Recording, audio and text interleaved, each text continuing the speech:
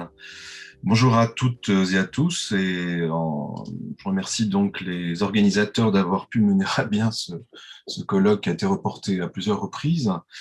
Donc, je vais, comme l'a dit Yann, vous parler de quelques points de l'ouvrage de Georg Simmel. Donc, Georg Simmel est un sociologue et philosophe allemand qui est né en 1858 et mort en 1918 et qui a écrit un gros ouvrage qui s'appelle Philosophie de l'argent, qu'il a publié en 1900 et ensuite dans une autre version un peu plus longue en 1907 et qui est traduite donc aux presses universitaires de France en 1987, et c'est à ce livre que je ferai référence. Alors la complexité de cet essai de Simmel, qui est dû tant à sa longueur, parce que ça fait quand même 650 pages, c'est un gros ouvrage, donc tant à sa longueur qu'à sa densité, reflète cependant la manière générique de procéder de l'auteur, puisque outre les digressions, les excursus divers, l'interdisciplinarité, les analyses détaillées, on y retrouve la plupart des problématiques abordées dans d'autres essais, à commencer par la fondamentale notion d'échange. Alors, comme le titre de son essai cherche à le souligner, l'ouvrage n'est pas un traité d'économie ni d'économie politique, encore moins une théorie de la monnaie. Et sans ignorer ni rejeter ces approches, Simmel cherche plutôt à passer en revue nombre de questions délaissées par les sciences socio-économiques, telles la psychologie de l'argent ou les enjeux liés aux désirs individuels et aux désirs entre les agents. Et comme très souvent dans d'autres textes, Simmel recourt régulièrement à des comparaisons ou à des analyses relevant de l'esthétique, des arts, de la culture, bien qu'il ne traite pas non plus d'économie de l'art, ni de marché de l'art, cherchant à développer dans ce contexte précis de l'histoire, de la circulation et du triomphe de l'argent, un point fondamental de ce qu'il nomme, dans un essai éponyme, une esthétique sociologique, qui est également traduit en français. Alors, s'il ne convient pas de parler d'une esthétique de l'argent, voire de son esthétisation, l'argent participe cependant de toutes les activités sociales et les conditionne pour grande partie, de sorte que le style de vie, de l'acte le plus quotidien au plus raffiné, tel l'acte esthétique, porte son empreinte. Et à ce titre, par sa grande abstraction et sa puissante symbolique, l'argent structure nos formes de vie, notre sensibilité et culture, rendant possibles et effectives autant les valeurs matérielles que nous pouvons posséder à travers certains objets que celles immatérielles soumises elles aussi à évaluation. Or, la source de l'institution de l'argent et de son exponentielle circulation est l'échange, cette interaction ou action réciproque ou effet de réciprocité, ce sont les termes qu'on a utilisés dans les traductions françaises pour le terme de Wechselwirkung, qui est utilisé par Simmel et donc qui est pratiqué par ce que Simmel nomme l'animal échangiste que nous sommes. Donc il ne peut y avoir de société sans échange, surtout sans échange réciproque, dans lequel s'intègrent diverses formes de reconnaissance, système relationnel qui comprend aussi des échanges non marchands et non économiques. Lors des échanges d'argent ou par le biais de l'argent, sont donc toujours mobilisés ces fameux effets de réciprocité, toutes sortes d'interactions paisibles courantes, importantes ou mineures, ou parfois désagréables, éventuellement humiliantes, qui n'en demeurent pas moins un échange interhumain. Cet échange social, critiquable et révisable, prime sur les innombrables modalités qu'il peut prendre, notamment celles qui se matérialisent et se symbolisent dans les prestations et échanges par l'argent. Aussi, la philosophie de l'argent, donc l'essai en question, est-elle une philosophie de la vie, de l'existence, de la morale, de l'éthicité dont elle relève et par là même exacerbe les bons comme les mauvais côtés des échanges, puisque ces derniers peuvent se transformer également en mode de domination, de soumission, d'asservissement, qui est une analyse assez longuement développée dans le 5e chapitre de la 2e partie, chapitre qui s'intitule l'équivalent monétaire des valeurs personnelles. Alors on peut acheter et vendre, échanger et changer en argent des personnes, comme Simmel l'explicite, avec les exemples notamment de la dot dans les mariages, de la prostitution, la force de travail, l'esclavage, qui, comme vous le savez, sont toujours d'actualité. Et de manière générale, cela malgré les retombées néfastes du trafic et transactions par l'argent, l'action réciproque nous engage à l'égard des autres, ainsi que l'indique Simmel d'emblée dans un autre essai qui s'appelle Les pauvres, qui date de 1908, donc contemporain de philosophie de l'argent, où il dit ceci dès le début: dans la mesure où un être est social, à chacune de ses obligations correspond un droit associé à autrui. Fin de citation. Donc cette double valence de l'échange et l'action réciproque, en tant qu'elles impliquent une responsabilité éthique et pratique avant toute circulation d'argent, aussi bien dans l'acception ancienne de valeur-substance, qui est rejetée par Simmel, que dans celle de valeur et de fonction symbolique, est une indication précieuse pour l'interprétation actuelle, car notre auteur, ainsi que l'attestent d'autres textes connexes, en plus des éléments dispersés dans Philosophie de l'argent, ne défend pas une théorie de l'intérêt ou des intérêts, ce que les économistes contemporains nomment la théorie du choix rationnel,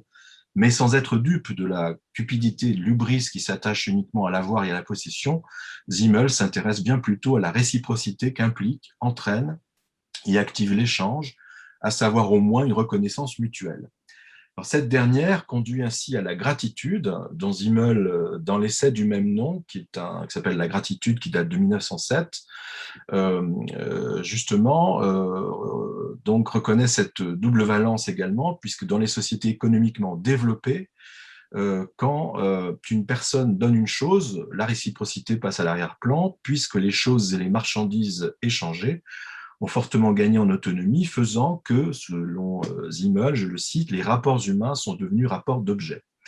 Fin de citation. Alors, sous un autre vocabulaire, on reconnaît aisément, comme dans nombre de passages de philosophie de l'argent, les conceptions de Marx développées dans le Capital, et d'ailleurs rarement citées. Conscient de ce que nous pouvons devenir choses parmi les choses, aux yeux de certains possédants et dominants, Simmel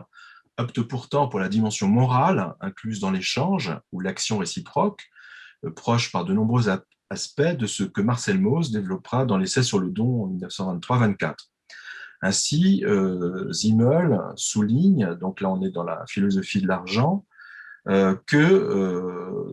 dans, excusez-moi, la gratitude, Simmel souligne que, je le cite, les liens les plus délicats et les plus solides sont produits par ce sentiment qui ne s'attache à aucune chose reçue en particulier et qui, de ce fait, nous amène à vouer à l'autre notre personnalité entière dans un mouvement de reconnaissance conçu comme un devoir qui s'adresse lui-même à la personne totale du donateur. Fin de citation. Alors, tout au long de Philosophie de l'argent, Simmel ne cesse de naviguer volontairement entre la liberté matérielle, sociale, morale et politique procurée par la possession et la dépense d'argent, et les asservissements plus ou moins consentis et contrôlés que simultanément elle procure, la liberté financière n'ayant d'égal que l'aliénation par l'avoir qu'elle peut alors induire. Alors c'est sans doute pour tenter de pousser ces contradictions au conflit jusqu'à leur dernière conséquence qu'il prend très souvent pour analogie les œuvres d'art qui, tout en s'inscrivant inévitablement dans le circuit de l'achat, de la vente, de la possession et de l'avoir, n'aboutissent pas nécessairement au même dénouement, car leur valeur esthétique et artistique ou leur valeur monétaire se recoupent, mais ne se recouvrent pas exactement. Alors s'ajoute à cela l'ambivalence psychologique du désir, sur lequel insiste beaucoup Simmel, puisque si nous accordons de la valeur à des objets ou à des artefacts que nous désirons ou que nous estimons désirables, et désirons ce que d'autres désirent, veulent aussi posséder, sur ce premier plan d'échange et d'interaction, la différence est minime. Alors qu'il s'agisse de parures, de mode ou d'œuvres d'art, qui sont des exemples récurrents chez Simmel, le désir de posséder, d'avoir, donc d'acquérir par l'argent, est tout aussi fort dans ces divers cas, comme nous le confirment régulièrement les échanges et interactions, précisément, entre monde du luxe, de la mode et de l'art contemporain, puisque ce sont souvent les mêmes acheteurs et possédants.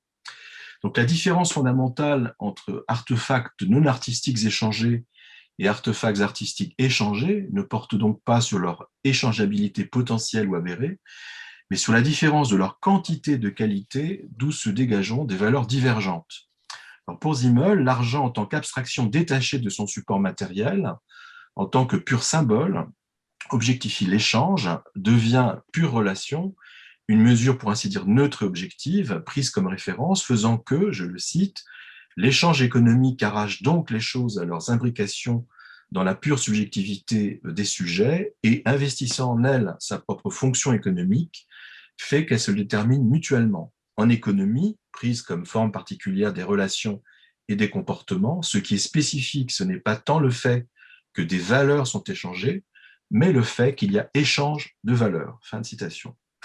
Alors, l'argent signe, c'est le terme qu'utilise souvent Simmel, avec un tiret. L'argent signe, ou pour lui, donc, n'est qu'un moyen ou encore un outil, comme il l'appelle, pour parvenir à nos fins, et donc il n'a pas de valeur en soi, alors même qu'il est pris comme l'étalon des valeurs. Alors, dès les premières pages de Philosophie de l'argent,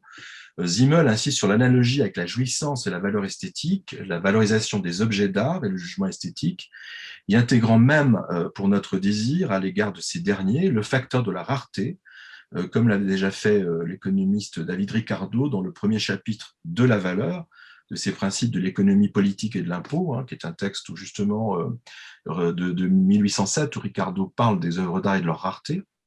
et comparant le processus du désir et de l'obtention de divers artefacts, là je parle de Simmel,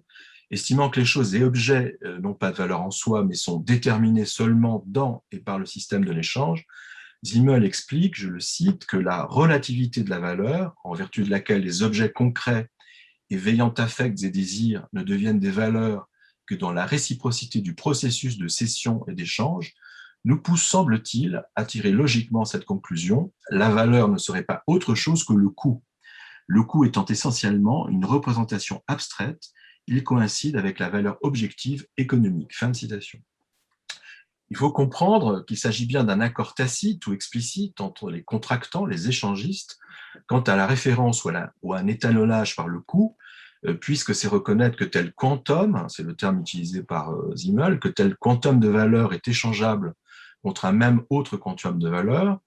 Or, si le coût permet de poser un cadre de référence à propos des quantas échangés, Simmel voit bien qu'il ne peut en aller de même sur le plan des qualia véhiculés par le quantum, puisque le désir pour telle œuvre, sa signification, son importance artistique et esthétique que nous lui conférons, relève des qualités que nous y discernons. Une œuvre d'art est certes aussi objet de transactions évaluables par un coût, par une mesure financière, mais le prix ne peut aucunement porter sur la totalité des significations de l'artefact. Le fait que le quantum semble englober entièrement les qualités est également dû à un glissement sémantique autant qu'ontologique, c'est ce que suggère Simmel, puisqu'il dit ceci, je le cite, l'argent, Geld en allemand, l'argent est tout simplement ce qui vaut, gelten, et valoir en économie veut dire valoir quelque chose, c'est-à-dire pouvoir s'échanger contre autre chose. Chaque chose a un contenu défini dont elle tire sa valeur, l'argent, lui, tire son contenu du fait qu'il vaut, un valoir figé en substance, le valoir des choses sans les choses elles-mêmes. Fin de citation. Donc, par sa totale abstraction, l'argent se soustrait lui-même à l'évaluation de sa valeur et de la valeur qu'il confère aux choses, et tout en rejetant la théorie de la valeur substance, pour l'argent comme pour les choses et objets qu'il permet d'acquérir, Simmel reconnaît tout à la fois sa puissante fonctionnalité de quantum, le coût, le prix considéré comme des référentiels, et que sa forme pure de l'échangeabilité ne peut rendre compte totalement des qualia, des qualités des artefacts, et essentiellement, notamment ici, les œuvres d'art, puisque je me suis focalisé sur ces points. Il parle de bien d'autres choses, bien sûr. Dans Philosophie de l'argent, de même que dans d'autres textes, Simmel s'attache à cerner ce qui, dans la qualité, comporte du quantitatif et comment du quantitatif peut devenir qualitatif. Le cœur du problème étant de comprendre les relations, ou pour mieux dire l'échange de valeurs entre celles qui sont quantitatives et celles qui sont qualitatives, sachant que les deux subissent des actions réciproques ou des effets de réciprocité, c'est la fameuse Wechselwirkung, lors des relations entre agents constituantes de ce que Simmel nomme également la Vergesellschaftung, c'est-à-dire qu'on traduit souvent par l'association ou le faire société, c'est-à-dire l'échange mettant ensemble les personnes, mais fait société d'une certaine manière. Donc, s'il n'est pas impossible d'entendre un lointain écho des premiers chapitres sur la qualité et la quantité de la science de la logique de Hegel, lesquels traitent précisément des passages réversibles de la qualité et la quantité, ainsi que du nombre et de la mesure, Simmel s'intéresse particulièrement aux quantités de biens échangeables par le biais des prestations en argent qui peuvent influer jusqu'à certains points sur leur qualité, donc par de fines et longues analyses qui sont proches parfois des théories de l'euphémilité de Vilfredo Pareto. L'euphémilité, c'est du grec ophélimos, c'est le terme qu'utilise Pareto, c'est une valeur d'usage qui varie en fonction de la quantité des marchandises et des biens, mais aussi de la subjectivité et des désirs des agents, ou comme le dit Pareto, ça exprime un rapport de convenance qui fait qu'une chose satisfait un besoin ou un désir. C'est dans le cours d'économie politique de 1896. Donc notre auteur, Simmel, n'a aucun mal à rendre compte de la manière dont les quantités de biens peuvent effectivement changer les qualités des objets, des choses, des formes de vie, des habitudes culturelles en général, mais se trouve en peine de légitimer ces transpositions pour les œuvres d'art, leurs expériences et les jugements esthétiques qui en découlent. Leurs valeurs et évaluations ne dépendent pas toujours, sans doute rarement, voire jamais, de leur quantité de plaisir, de jouissance, d'interaction, d'effets de réciprocité, éventuellement mesurables. Alors, le calcul hédonique, c'est le terme utilisé par beaucoup d'économistes, le calcul hédonique était pourtant déjà présent dans les théories économiques dès le 19e siècle, notamment par exemple c'est Steinlet-Jevons dans sa théorie de l'économie politique en 1871, et c'est en même renforcé dans les théories actuelles de ce qu'on appelle l'économie comportementale, et se trouve toujours pratiqué dans les laboratoires de psychologie cognitive, où le but étant eh bien, de calculer la quantité de plaisir esthétique éprouvé. Avec constance dans Philosophie de l'argent, mais aussi dans des textes spécifiquement consacrés à l'esthétique, tel l'essai qui se nomme Les quantités esthétiques, qui date aussi de cette période, Simmel rejette l'idée que les quanta sensoriels et esthésiques peuvent infléchir complètement les qualias artistiques et esthétiques, tout en estimant que les quantités des réalisations artistiques liées aux formes et aux quantités diverses de ces formes contribuent à la qualité des œuvres. Alors, selon lui, de très grandes quantités reproductibles de la même œuvre dévalueraient ses qualités esthétiques, alors que l'inverse se produit pour des objets d'usage courant, car leur valeur esthétique serait positivement proportionnelle à la quantité d'objets produits et diffusés. Alors, Simmel pointe clairement la problématique, je le cite, dès que la valeur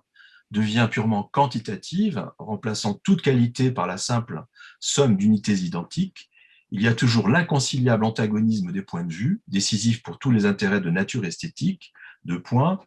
Va-t-on interroger les choses sur la valeur de leur forme ou sur le quantum de leur valeur? Fin de citation. Donc se dégage ici deux niveaux. L'un se rapporte à la valeur de la forme artistique, laquelle est pourtant susceptible d'être quantifiée, et la quantité de la valeur attribuable à l'objet, fondée pour grande partie sur les qualia. Donc le fond de l'affaire réside bien dans les formes et les contenus de la notion de valeur ou de valeur, dont l'argent n'est ici que le moyen fonctionnel et symbolique d'établir des règles possibles de valorisation et d'évaluation, car pour Simmel, il ne fait pas de doute, je le cite, que l'argent devient le représentant le plus achevé de la réduction des déterminations qualitatives à des déterminations quantitatives, et où triomphe donc massivement ce qu'il nomme l'intérêt pour le combien sur les autres formes de vie et d'énergie, de la vie fondamentalement qualitative. Donc l'argent est à la fois liant universel qui nous engage dans une économie de la vie, le terme d'économie de la vie étant un terme de Simmel, et convertisseur de toutes les valeurs possibles de cette économie vivante et du vivant, et l'argent comme point de déférence et cadre global tend inexorablement vers la quantification, le quantitatif, le quantifiable, le mesurable, le commensurable, où rien ne pourra apparemment lui échapper, même les relations les plus simples, puisque déjà Simmel, dans les années 1900, déplore ce qu'il nomme la monétarisation des relations personnelles. Alors, concernant les œuvres d'art et l'esthétique, telles que défendues par Simmel, on pourrait convoquer à la rescousse son contemporain Oscar Wilde, qui, dans le portrait de Dorian Gray, dit cette fameuse formule « Les gens savent le prix de tout et ne connaissent la valeur de rien ». Simmel saisit clairement cette forte tendance qui veut que le combien, le coût, le prix d'une œuvre d'art est l'indicateur de sa valeur. Reste à savoir, comme il le signalait dans sa question, si l'on vise la valeur de la forme ou le quantum de sa valeur. Alors pour tenter d'éclaircir ce point, il faut introduire ici, ce que ne fait pas Simmel, les notions d'immatériel et de valeur immatérielle qui sont lancées par l'économiste Jean-Baptiste Say dans le traité d'économie politique en 1803, c'est le chapitre 13 qui s'appelle « Des produits immatériels »,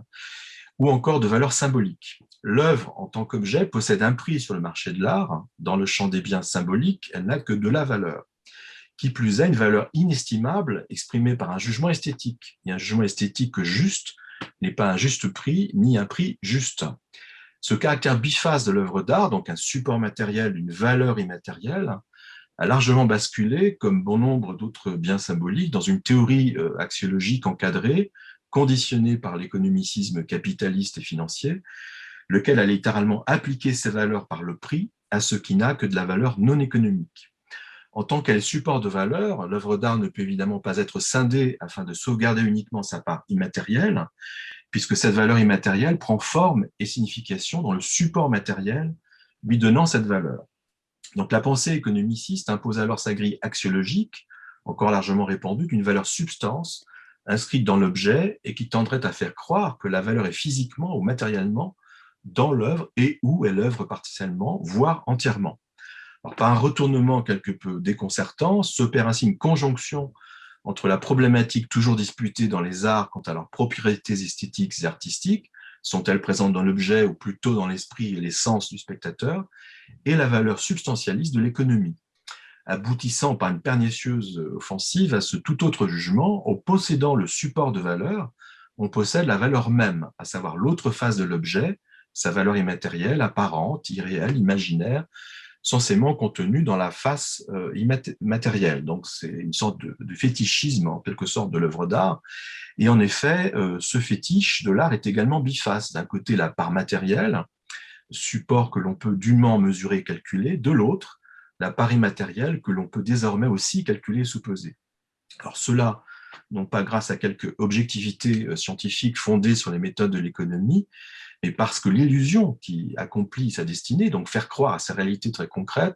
rend palpable le transfert, le passage, la conversion de l'idéal en matériel et du matériel en immatériel, et donc du quantum dans le qualia, puisque nous avons affaire au même fétiche dont les deux faces sont absolument inséparables. C'est la principale raison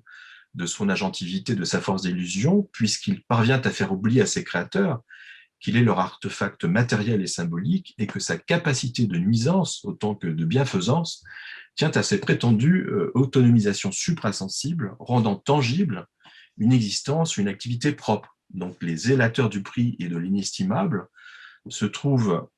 alors sous l'emprise, en quelque sorte, de caractère fétiche de la valeur immatérielle, dont la puissance d'action se mesure à sa capacité de produire autant les théories que les pratiques tautologiques d'une valeur par le prix pour l'inestimable et d'une valeur de l'immatériel promulguée par un prix. Alors, ce qui révèle en pleine lumière que nous ne considérons pas les œuvres d'art et les phénomènes esthétiques dont parlait Mauss comme des dons faits à la société, mais comme des échanges, du troc, des transactions, du marchandage, ce que le fétichisme de l'immatériel tente de fusionner en quantifiant l'inquantifiable, en monnayant l'éphémère, accordant un prix à ce qui ne peut en avoir, créant en définitive une nouvelle forme de potlatch. Alors Simmel ne fait aucunement partie des promoteurs de cette valeur substance ou de l'argent substance qu'il refuse, et ne s'intéresse qu'à sa très haute fonction symbolique, pour ainsi dire dématérialisée, ou présentant ce qu'il nomme encore une impersonnalité incolore. Alors selon André Orléans, là je me réfère au livre qui s'appelle L'Empire de la valeur, d'ailleurs André Orléans a consacré un texte justement à Georg Simmel dans une revue qui justement concerne la monnaie comme lien social. Et selon André Orléans, les échecs répétés quant à une explication cohérente de la notion de valeur tiennent à l'indéfectible attachement, en dépit de quelques révisions, à la théorie de la valeur-substance, à savoir, je le cite, l'effet d'une substance ou qualité que les biens marchands posséderaient en propre. En accordant la primauté aux objets, elle construit une économie des grandeurs au détriment d'une économie des relations. Fin de citation. Alors, cette même conception se retrouve inévitablement dans l'échangeabilité marchande de la culture et de l'art, considérant que les artefacts, comme les personnes produisant ou exécutant les œuvres, possèdent une valeur intrinsèque marchande, faisant que ce qui est expliqué, la valeur, a déjà été intégré et ne resterait alors qu'à supposer la quantité intrinsèque que telle croyance y a préalablement placée. Alors cela, toujours selon Orléans, je le cite, parce que deux prédicats sont à la base de la notion de valeur, l'unité et la transitivité. D'une part, il est postulé que la valeur d'un même bien reste égale à elle-même, quel que soit l'exemplaire du bien considéré. Autrement dit, deux biens identiques tirés au hasard dans des lieux distincts de l'univers marchand ont nécessairement la même valeur. D'autre part, il est postulé que la valeur d'un bien ne varie pas, qu'il soit échangé contre tel bien ou tel autre bien. Fin de citation. Donc, si l'on prend en exemple un bien artistique, photographie, installation, performance, il est avéré que le monde socio-économique de l'art applique largement les deux prédicats, bien que demeure toujours un résidu d'incertitude, de flottement, d'imprécision quant à l'évaluation de la valeur intrinsèque, cette fois propre au monde ontologique de l'art. Malheureusement, telle qualité précise, singulière et idiosyncratique, discernée dans l'œuvre, se verra immédiatement assortie d'un prix à la hausse ou à la baisse correspondant, puisque tout doit avoir un prix, bien que ne soit pas du tout clair le calcul qui permet le passage du qualitatif au quantitatif. Plus exactement, on perçoit bien que telle œuvre de Christian Boltanski est plus étonnante, spectaculaire, intense, forte,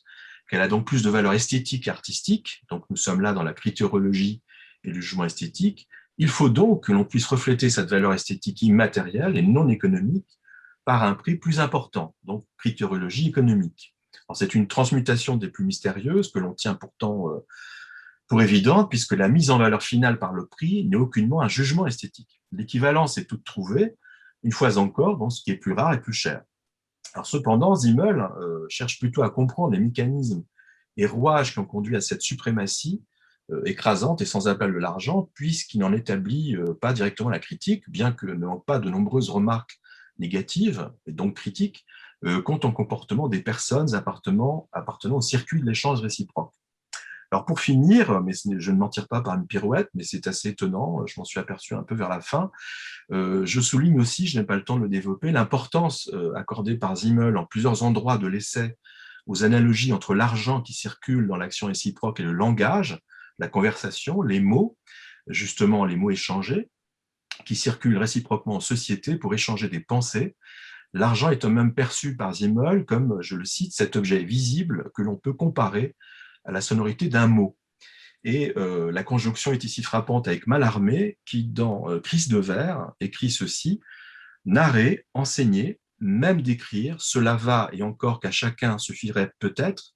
pour échanger la pensée humaine, de prendre ou de mettre dans la main d'autrui en silence une pièce de monnaie, l'emploi élémentaire du discours dessert, l'universel reportage, dont la littérature exceptée participe tout entre les genres d'écrits contemporains. Voilà, je vous remercie de votre attention, j'en ai terminé.